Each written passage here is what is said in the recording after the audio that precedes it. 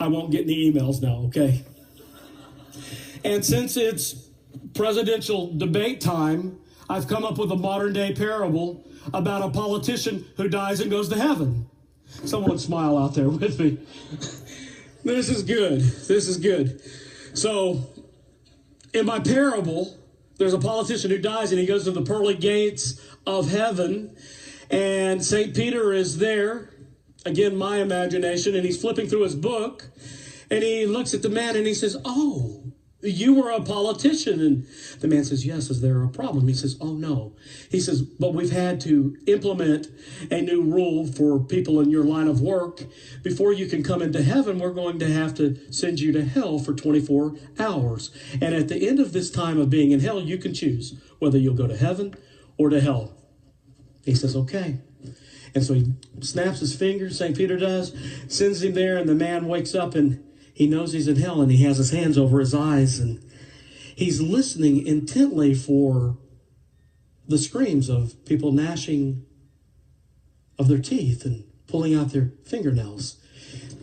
He's smelling because he knows that hell's supposed to be filled with the smells of brimstone, which are really close to ammonia.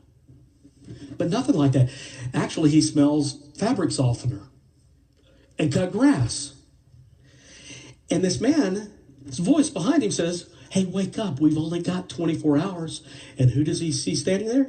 A really nice-looking man in a custom suit. And the politician says, "Well, who are you?" And he says, "Well, I'm Satan." He says, "Where's the brimstone, fire of brimstone lake? Where's the gnashing of teeth? Where's all the misery?" And Satan winks at him and says, "We've been a bit misrepresented over the years. It's much better than that. Just look around." And he looked around, and he was in a penthouse type of hotel. And Satan says, "Now the minibar's free here. And you got all the fresh towels that you could need." And he said, "If I were you, I wouldn't spend all day in the hotel room." He says, "It's a beautiful sunny day out there." And he says, "I read in your records that you like to play a lot of golf." And politician opened up his curtains, and he looked out there, and these were these gorgeous 5 professional golf courses. And he looked down there, and there's some buddies from the golf course. So he walked out. All of his buddies were there, people that he admired, and they're standing there cheering and saying, "Oh, wow, we're so glad that you're finally here with us."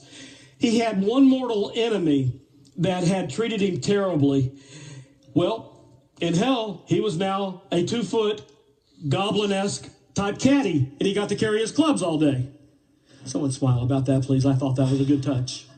Ooh, there's the trace. That might mean I need to hustle a little bit. With that said, he went out and he played golf all day long in the sunshine and had never had a better round of golf. He goes back to the hotel. They feed him an incredible dinner that's cooked just perfectly, and he falls asleep on Egyptian cotton type of sheets. And he wakes up, and St. Peter says, "Hey, hell's not what you thought it would be, is it?" And he said, "No." He said, "It's incredible." And St. Peter says, "Well, you've got a decision that you need to make. You can either spend eternity in hell, or you can come into heaven." He says, "Now here in heaven, there's going to be lots of harp music and choir singing. You get to wear a white robe and float around on a cloud." And the man looked at him and he says, "I know you think I've lost my mind," but he says, "I think I'm going to choose hell." And St. Peter says, "We understand. Enjoy." And he clicks his fingers. But this time he wakes up in complete darkness. This time he wakes up to the smell of sulfur and ammonia. This time, the only light that he sees is the flicker from the flames from afar, and he hears this voice behind him, and he looks around, and it's Satan standing there in his custom suit. But this time he's not holding a drink. This time he's holding razor wire and a soldering iron. And the politician says, Where's the nice hotel? Where's the golf course? Where's the swimming pool? Where are all my buddies?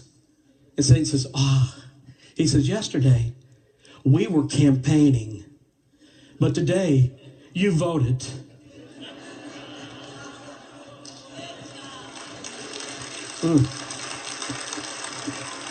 I